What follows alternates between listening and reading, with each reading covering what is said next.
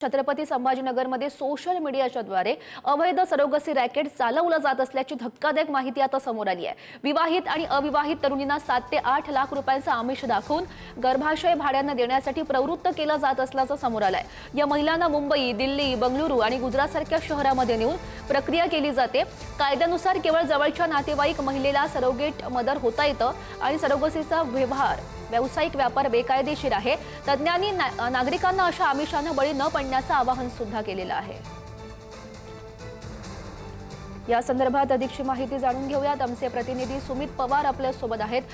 सुमित, धक्कादायक असा हा प्रकार म्हणावा लागेल, नेमकं काय हे प्रकरण आहे आणि पोलिसांकडून या सगळ्या संदर्भात काय नेमकी माहिती प्राप्त होते?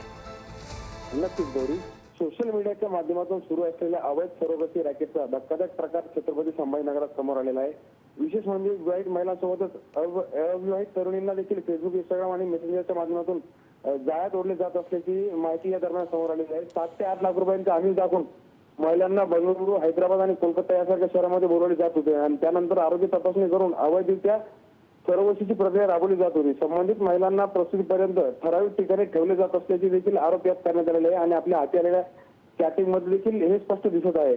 मात्र तज्ञांच्या मते कायदेशीर सरोगसीसाठी कडक नियम असून केवळ जवळच्या नातेवाईकांना सरोगेट मदर होता येते।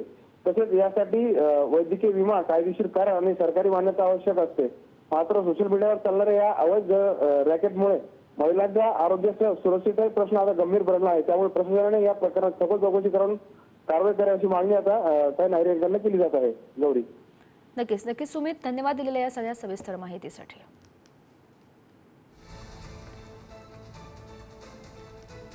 Thank you.